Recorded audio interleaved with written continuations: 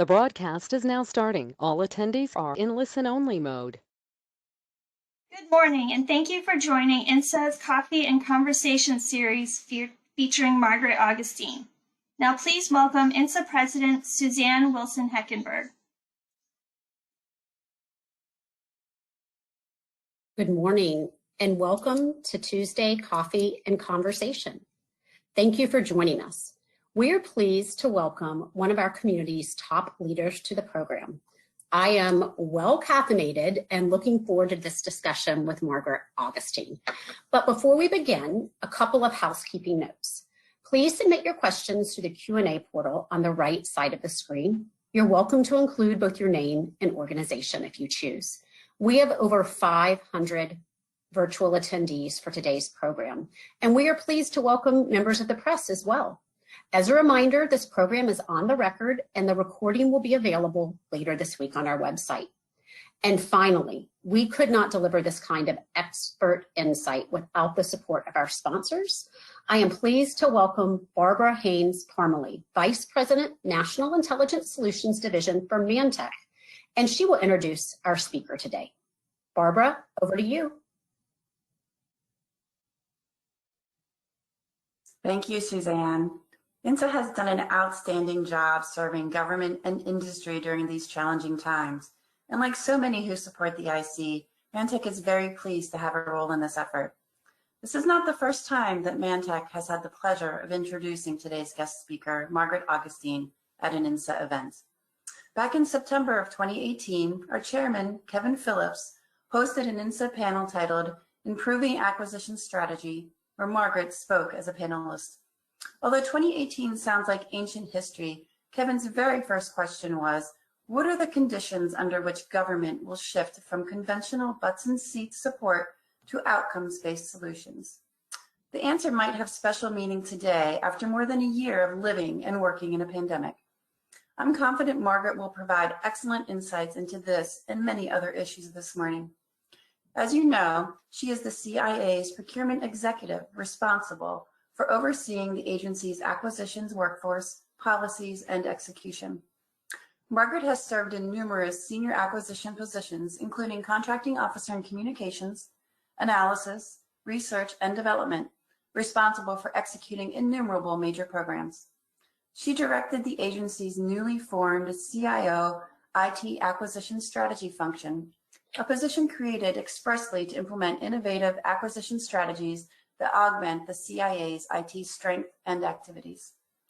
Prior to her groundbreaking work at the CIA, she managed enterprise-wide business operations for the NRO, supporting customers worldwide. Welcome, Margaret. Thank you very much. So Margaret, as the Senior Procurement Executive there at CIA, in this role, can you talk a little bit about that agency's acquisition workforce, your policies and execution, and expand a little bit on your responsibilities?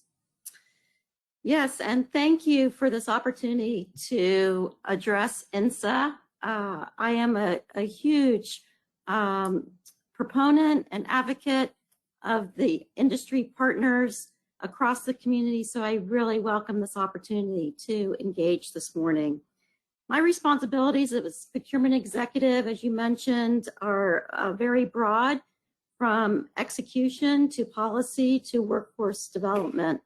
The CIA is very unique in that our contracting officers are responsible really for cradle to grave acquisitions, support, and a portfolio. So that means all the way from being a business advisor to forming acquisition strategies with our mission components, to managing government furnished property for auditability, all the way to contract settlements and everything in between, Suzanne.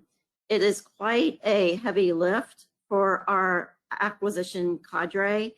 And to that end, in my role of procurement executive, looking at policies to streamline, to affect acquisitions at the speed of mission, and not only tactically, but to also focus on strategic. So not too long ago, Actually, time flies with the year of the pandemic.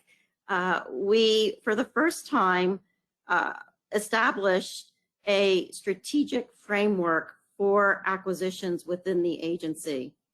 And the framework has 5 pillars to it. And I know many of your members have heard me talk about our strategic framework, only because I emphasize that as it is a roadmap for us to continue to look at new innovative approaches to how we support the agency through acquisitions, an ever-growing portfolio and ever-growing critical to mission responsiveness. Within those 5 pillars, I just want to highlight them for you because I think many of your questions may fall along those pillars. And first and foremost is to build value, retain, reward a high-performing acquisitions workforce. What I mean by that is not only our 1102s, but our acquisition workforce, big A, to include COTRs, cores, program managers, resource officers, anybody actually who touches the acquisition process. Everybody needs to be skilled, trained, have the right knowledge to make sure that we can deliver acquisitions in a timely manner. So that is first and foremost is developing that workforce and training them appropriately. Secondly, our second pillar is partnering with mission components on key acquisition initiatives. We have a number of initiatives underway. I think you'll touch on them and in your questions. But that partnership with our directorates and our mission components is very critical for us to be able to execute, again, in a timely manner. Our third pillar is building and enhancing our acquisition infrastructure. That includes technology, that includes processes and procedures, again, to make sure that we're keeping up to date and can move out quickly with innovative solutions and creative ideas across the board. Fourth is to drive greater cost and schedule efficiencies in the execution of CIA programs. So where we are embedded with our components and a somewhat a stovepiped, we are looking more enterprise, reducing redundancies, looking at efficiencies. Again, that helps with speed and leveraging what's already in place, not reinventing every single time we need to execute a contract. And lastly is expanding the agency's industry base, continuing to look at the market, who has the creative ideas and solutions that we need. One of the director's priorities is technology, and so we know that there are unique capabilities out there that we have not even tapped into. So that partnership with the industry base is critical for us to maintain state-of-the-art and be able to be responsive. Thank you. It's good to get kind of that overarching strategic plan for the agency. So we talked a little bit earlier, INSA is hosting an 8A showcase on June 8th and 9th. We had probably 80 applicants, which was a phenomenal number for a first time event. And so I wanted to ask you what you all are doing to collaborate with small businesses, as well as, even narrowing it down to 8A businesses there at the agency. Yes, surprisingly, a significant percentage of our active contract portfolio is already with small businesses. We're very proud of that. But having said that, we are constantly looking at, as I mentioned, Pillar 5, expanding our industry base. And so we hold industry days, we hold one-on-ones.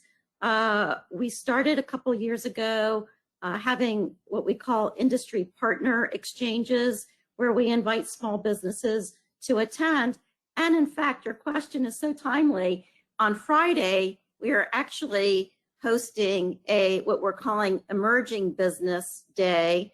And I believe we have over 200 registrants already, particularly focused on those companies who would like to do business with the agency, who have not had the opportunity to do business and better understand how to get their foot in the door. So we are very, very excited about that opportunity coming up. We hold those constantly, always looking to, again, outreach with industry and invite them in for one-on-one capabilities.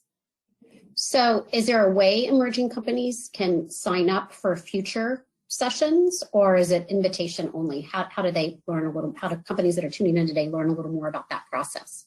Yes, so right now our mechanism for communicating with industry is through our colleague organization, the NRO ARC. Okay. There is a unclassified level where we have posted and advertised the event. And so anyone with access to the ARC will be able to register and send in their information. For anybody else who doesn't have access to the ARC, I'm going to be bold and put out my email address. Okay. Out there, which is MAR, G as in George, A, V as in Victor, A, @ucia.gov. Thank you. That is bold, and we appreciate that. So obviously the event on Friday is virtual, but I would assume as time moves on, we hope, it will get, will transition to an in-person format for folks to participate in. Yes, that's correct. So along those lines of pandemic and virtual, how has the pandemic affected the CIA's acquisition and procurement activities? Can you explain the impact that it's had on the work there? From the very beginning, Suzanne, of the pandemic, over a year ago, March, CIA and particularly the acquisitions portfolio, we were very forward-leaning from the get-go. We looked at how to reduce the classification so that work could be done in other locations. We looked at changing the type of contract where perhaps we may have been heavy on level of effort to change that to be more of a deliverable, again, where work could be done off-site. And we also looked at work from home type of opportunities for industry to take advantage of. So we tried to introduce flexibility to continue mission to be done. Where that couldn't be done, of course, the CARES Act was a quick and heavy lift for us, but we were able to implement it, I think, in record time. But really, we had alternating weeks with our acquisitions workforce. We tried to keep pace, and I think we did a fairly good job at that. One indication of that is we actually awarded the C2E cloud contract ahead of schedule during the pandemic. So while there was some administrative functions that were probably put on the back burner, where contracts and mission needed to be executed, our folks were there to do it. And kudos to our industry partners who are also in lockstep with us and reporting when we needed them to do that. And the feedback I've heard from our private sector members is very similar to what you've shared with us. So kudos to you all as we've all learned to operate in this new normal. Along the lines of the private sector, what can you tell us about ongoing acquisition efforts in general, not just small business and 8A? Are there any new innovations that you're excited about rolling out in the coming months? Well, one of the new initiatives, particularly in my portfolio, is the first ever, I believe, probably in the intelligence community, is what we're calling at the acquisition lifecycle management system. this is going to be an end-to-end data repository for everything acquisitions. And key to that is going to be electronic interface. And so the goal, hopefully, eventually will be to go paperless. Wouldn't that be amazing to be in the contracting world and not have papers everywhere, and so, or documents. And so this ALM is, we awarded that contract also during the pandemic. We're very excited about that. And it will incorporate requirements definition all the way to source selection type of information, type of work that industry partners are performing for us so that we can be able to share and leverage and analyze that data. We're very, very excited about that initiative that is within our own portfolio. Within the CIA at large, as I mentioned before, a lot of focus on technology. We need the greatest and latest state-of-the-art to be introduced and provided to us. So we're looking at those type of capabilities, working with our mission partners to leverage that and, you know, offer solutions to the old ways of doing business. The agency is very, very excited about those type of activities. And I think lastly, you know, a focus that is on everybody's radar, I would assume, is supply chain management. Yes. And, you know, how do we do that smarter and reduce the vulnerabilities that may be introduced or threats? Well, that is encouraging. I think we have a lot to look forward to in the coming months on so many different levels. Indeed. So, Sam Cottrell asked that, he says, thank you for joining us today. And he says, we've been hearing about gray magic at various forums and are interested in learning more about the future of the project and its role in doing business with the agency. Can you share a little bit with our over 500 virtual attendees about gray magic? So gray magic is one of something that is near and dear to me, as Sam well knows. Our communications with industry at the classified level is through secure fax machines. So in this day and age, embarrassingly, we probably would see fax machines in the Smithsonian. And so gray magic is an opportunity for us to communicate with industry securely at the secret level. We are very, very excited about rolling that out. We have close to 100 vendors, if not more, signed up and online. We're adopting it across our agency, not only from an acquisitions function, but security is looking at adopting gray magic. Other functions across the agency are excited about gray magic to include everything from travel processing. So it is, we can finally say goodbye to the secure fax machines that will be decommissioned in August and start using a secure means of communication with industry. Well, that is very encouraging. I no offense to the fax machine manufacturers of the world, but I'm looking forward to that across the board. So Vivian Wilson says, adversaries must be continually trying to penetrate the supply chains of things the CIA purchases. We talked a little bit earlier about supply chains. How does CIA evaluate the supply chain security of its vendors and the integrity of the things that you all buy? A few years ago, recognizing the vulnerabilities, as I mentioned, to supply chain, the agency was very, again, forward-leaning in identifying how are we going to tackle those type of potential threats, and established the Supply Chain Risks Program Management Office. The Supply Chain Risk Program Management Office works very closely with my organization, our procurement officers, in reviewing the supply chain for almost every procurement.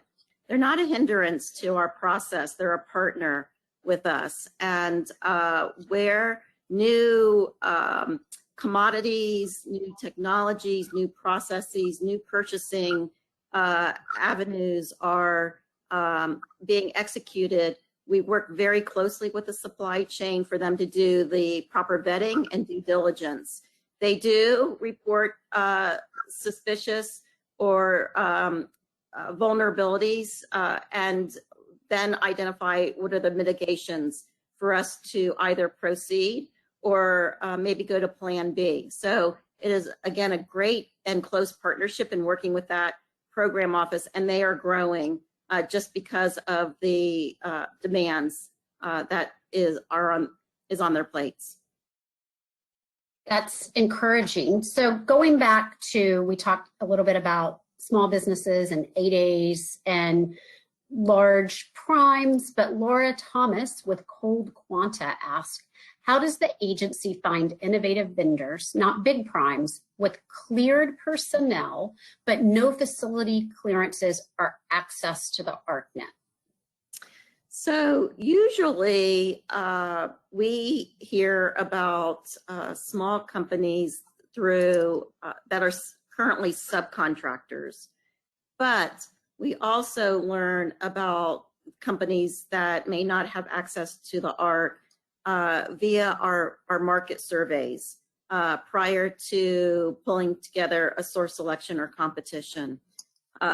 We do very robust market surveys and again, look across the landscape and the market, attending Gartner Group symposiums and various conferences and trade shows to look for those type of capabilities that could meet our needs. So sometimes the easiest way is through subcontracts, but not always. Again, those introductions and inviting those capability briefings to come into the agency and showcase their abilities. Great. So going back to the remote work and some of the flexibility that we have uncovered during the pandemic, Gabriel Alex at Applied Insight wants to know if you see remote development activities continuing in a post-COVID world across current and future contracts. I think, Suzanne, that was, if we could call anything a silver lining during the pandemic, perhaps that was one of them, of forcing us to think differently than the way we've always been accustomed to doing business. And remote work was one of them. In fact, in my office, we piloted a remote work opportunity, and the results were absolutely astounding and successful. And so I think that paved the way to what other functions can we do in a remote work type of environment. The agency is looking at that, quite honestly, and we are going to expand that within acquisitions as well. And so again, the opportunity to think differently and not the way we've always done it. Yeah, it certainly presented that opportunity for all of us. Would have preferred it happened in a different manner than how we had to approach this, but there have been some good best practices, I think, that have come of this. So we talked earlier about some of the student questions we've been receiving from all over the country, which, as anybody who's tuned in before knows how much I love that. We've got Rachel Cunningham from the Syracuse Maxwell School of Citizenship and Public Affairs. Rachel wants to know, does the CIA's Scientific Intelligence Division share procurement priorities and systems with DARPA, or are they separate? So our Science and Technology Directorate, our S&T, we absolutely partner with DARPA and IARPA on R&D type of activities between both organizations. We may send our requirements to IARPA and DARPA, but they may send some of their interests to us as well and leverage maybe something that we're already doing. So we absolutely share that knowledge and practices, yes. So I'm going to change things up a little bit with this question and focus on you. Okay. Charlotte Thompson at Tuskegee University ICCAE in Montgomery, Alabama, wants to know what qualitative and technical skills you utilize as a procurement officer? Great question.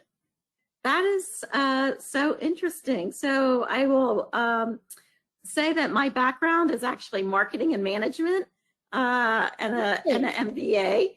However, one of the key roles of our acquisitions officers, and me as well, as I was assigned to components and contracting components supporting mission, we actually integrate our officers into the program offices, and not technical by nature, but by osmosis, and actually learning the programs and working closely with our technical folks to learn the intricacies. What better way to be able to support our customer components than to learn what their program is all about. And so we encourage that. For me personally, in my bio, I was in the R&D area of the agency as a contracting officer, and it was one of the best experiences I ever had. Again, working really, really closely. Back in the day, nanotechnology was the greatest thing.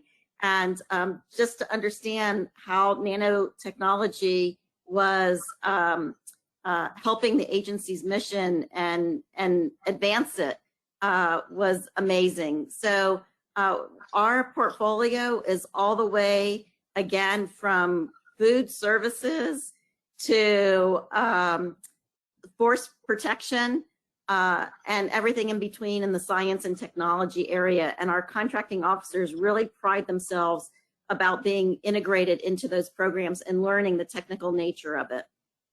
So even liberal arts majors can be absolutely R&D and nanotechnology. So Marcel Letcher with Lockheed Martin asked, how do you balance keeping an arm's length from industry with the need to forge deep relationships with industry as well? Well, the integrity of the agency's procurement process is first and foremost. And that doesn't, however, prevent us from actively engaging with industry. We learn from industry, we share best practices, they learn, industry learns from us. That was one of the impetus of our industry partner exchanges. Our young contracting officers benefit from understanding how industry makes decisions. We've talked about in various forums, bid, no bid decisions, mergers and acquisitions, what goes into award fee. The topics are broad and vast. And so that doesn't prevent us, those engagements. Clearly, we do keep that arm's length, and protecting the integrity is, again, first and foremost, but we actively and welcome the opportunity to learn and engage with industry. So here's a question along the same lines, but it's more about partnerships with other IC agencies versus the private sector. Where does the agency stand in comparison to other IC members and their procurement processes? Is there a gold standard agency in the IC? This isn't a trick. I love that question. I love my IC partners across the community. We meet regularly and talk about what everybody is doing. CARES Act was one of the things where we shared information on implementation. Of course, I would like to say that the CIA is the gold standard, but I certainly don't want to take away from all the great things that our sister organizations are also doing. Well said. So this is again about relationships. This is going back to private sector, but Tomes Toyama asked, how can you build inroads with critical private sector firms that culturally or ethically don't desire a public relationship? So it depends on actually what the procurement is, Suzanne, and the acquisition. There are some vendors who do not want to publicly acknowledge doing business with the agency. We respect that. If it is a capability that we are seeking or would help us, again, advance our mission, there are ways to protect that. In fact, many of our directorates, as you can imagine, in the classified world, work with vendors that are not known. So this is related back to private sector. Jim Mast at Leidos wants to know what happened to the strategic vendor management program. He says it was always so useful and authoritative on upcoming procurements, and he thanks you for your time today. My greetings to Jim. It's great to know that he has dialed in. The strategic vendor management program was supporting two of our directorates, our DDI, Directorate of Digital Innovation, and also our Directorate of Support.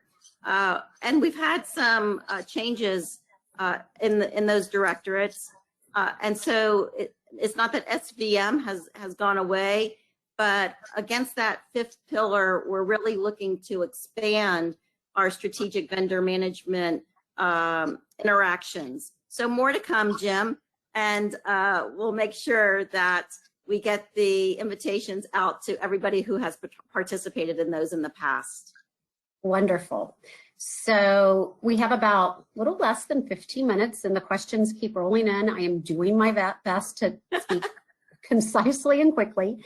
So Kim Gavin says CIA started a new program called CIA Labs to recruit and retain technical talent by offering incentives to those who work there. Under the new initiative, CIA officers will be able for the first time to publicly file patents, exciting, on the intellectual property they work on.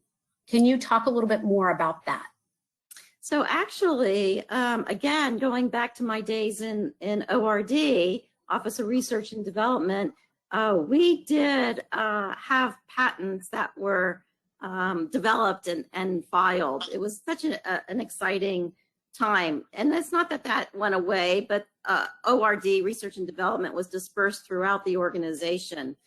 It is great to see that the CIA has stood up its own lab and to look at those type of technologies that we can incorporate into our mission space.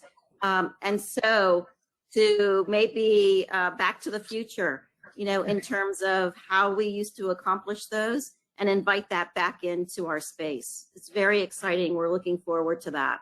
That is, I was not aware of that. Very encouraging. So no INSA webinar would be complete without a question about security clearances. So Sherry Tulia asked, it's so hard to get a CIA clearance with a full scope poly, and there is a shortage of employees who can work on CI contracts. Can the agency speed up its clearance process so industry can support the agency more effectively? Thank you, Sherry. Yes, that is such a great question, and I'm so appreciative to that being asked. So one of the, again, one of the thoughts that came out, or not, it was something that we have been working on in terms of the classification of our requirements, and perhaps maybe overclassification that require the top secret clearances.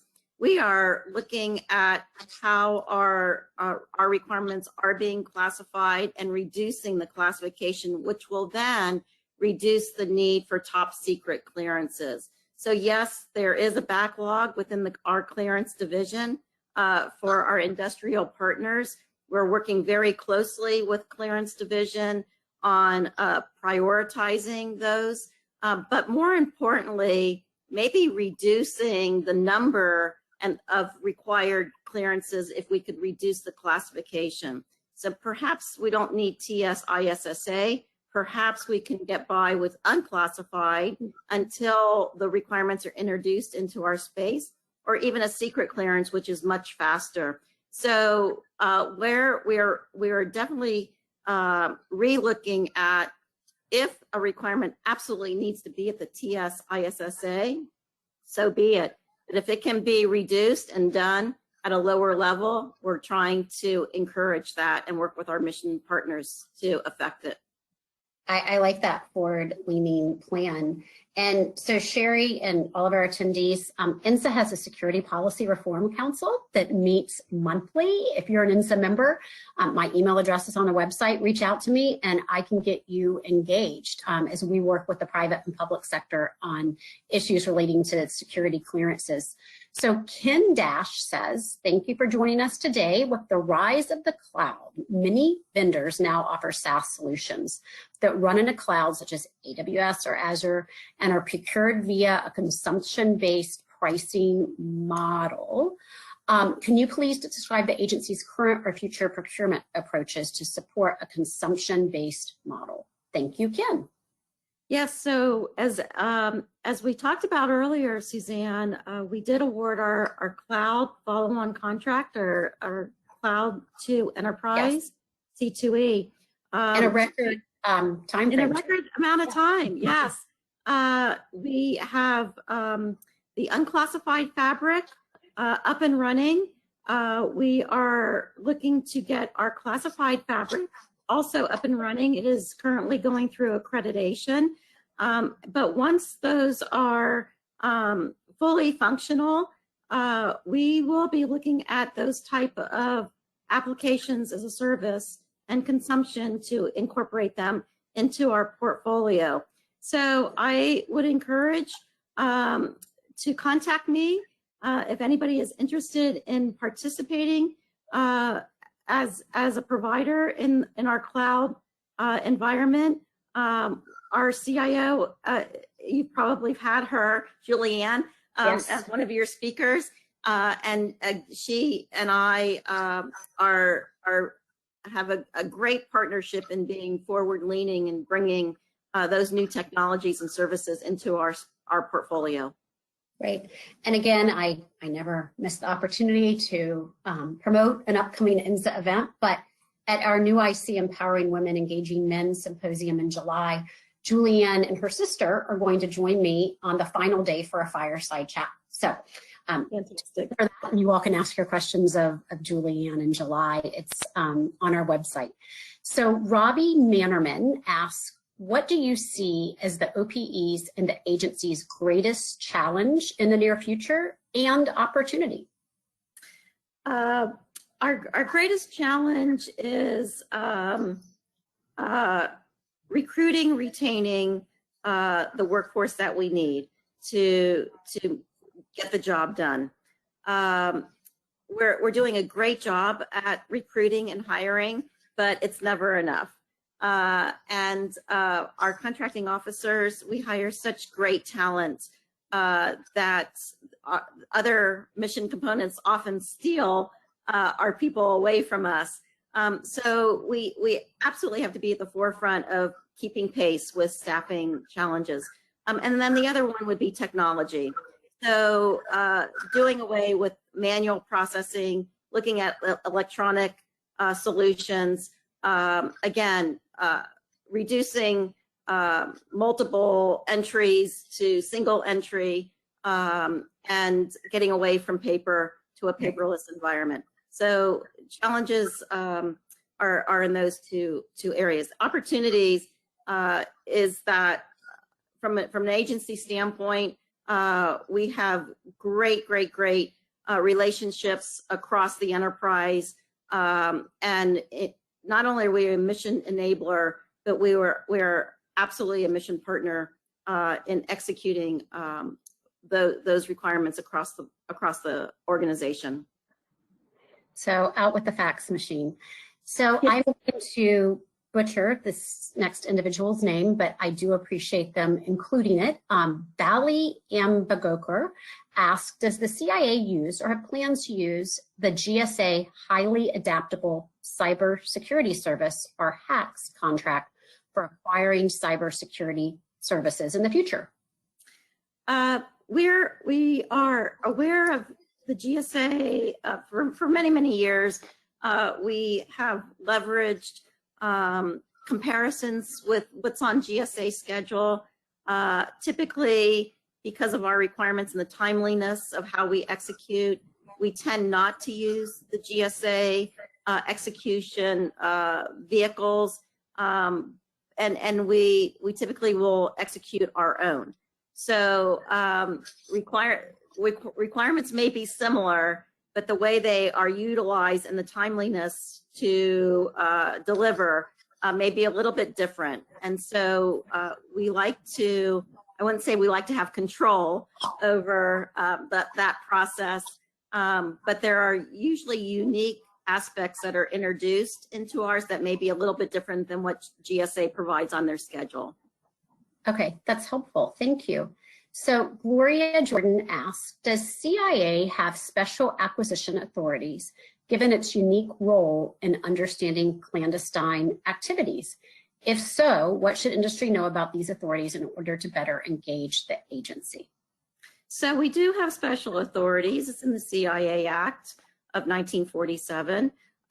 Predominantly, it is to protect sources and methods. That gives us our unique authorities. But your audience should be comfortable in knowing that we follow the FAR, the Federal Acquisition Regulations, to the maximum extent practicable. And when we need to deviate for mission reasons or sources, protecting sources and methods, then we use those special authorities. But for the most part, we follow the FAR to the greatest extent, and our deviations are few and far between. So we have about 3 minutes left. I told you it flies by. So no conversation with CIA would be complete without a question from Charlie Allen. Charlie, great to hear from you. He wants to know about Director Burns stating technology is one of his highest priorities. What is the agency doing to reach out to Silicon Valley and other centers of excellence? Charlie, thank you for that question. Charlie, thank you for that question. And I don't know if you remember me, but I was a young CEO back in the day who supported one of your programs. So it's so great to have you dialed in. Yes, technology is, as I mentioned, one of the director's priorities. We do have an outpost out at Silicon Valley. Our DDI organization has leveraged that outpost. And looking at, again, the latest and greatest and state-of-the-art technologies that are being produced out there and how those can be incorporated into our organization. The DDI is leveraging that, but so is the S&T. And so are some of the other component directorates, to include the Directorate of Support. How do we do distribution, and how do we logistics and so forth? So again, where we have had a lot of, I won't say necessarily manual, but old processes done the way we've always done it, it is looking to improve and enhance. Great. So a final question, and it's along the vein of innovation, from Lee Watson. Lee wants to know, are there opportunities for CRADAs and other innovation vehicles with CIA labs? Thanks, Lee. So we don't, we have done CRADAs in the past. We use them when we need to. There's authorities that go along with CRADAs, but we have other vehicles that we put in place that are similar to CRADAs with other partners in industry. So I encourage anybody who would be interested in those type of agreements to reach out to me, and certainly we can put them in touch with the S&T, who are the primary owners of those type of vehicles. So Margaret, I can't thank you enough for your time today, for being so candid and accessible. You've made the morning a joy for me. It's probably the highlight of my day. We had a question from Jetta Breslow, who said, could you please repeat your email address? And I'm going to ask folks to wait and maybe email you on Monday so you can get through your small business event on Friday first. So could you repeat that email? I'm happy to. It's M as in Mary, A-R, G as in George, V as in Victor, MARGAVA @ucia.gov. Great. Well, thank you. And I wanted to say we would love to see you in person. In July, INSA, I mentioned, is hosting our new IC Empowering Women and Engaging Men Symposium. And we are fairly certain we will have an outdoor networking event during that week. So I hope to see some new faces and some familiar faces in July, if not before, and enjoy the rest of your day. And thanks again for joining us. My pleasure. Thank you. Were greatly appreciated. And once again, I would like to thank Mantech. Looking ahead, tomorrow we are virtually road tripping to Huntsville, Alabama, where FBI Deputy Assistant Director for Cyber, Tanya Ugaritz, will be giving a keynote, and we will also follow that keynote with a panel of folks from the Huntsville community to talk about developing a cleared workforce and more. And then next Tuesday, Melancy Harris, the Deputy Assistant Secretary of Defense for Special Operations and Combating Terrorism, will join us for a coffee and conversation. On June 1, we will host Melissa Smyslova, Acting Undersecretary for Intelligence and Analysis at DHS. And then, as I mentioned earlier, on June 8th and 9th, we will be hosting our inaugural 8A National Security Showcase. This virtual program will provide a forum for selected 8A companies to present brief capability overviews for their innovative national security technologies, applications, and services. And key public-private sector decision makers and potential private sector partners will be engaged in this event as well. And finally, on June 16th, we will host a leadership luncheon with NR Director Christopher Scalise.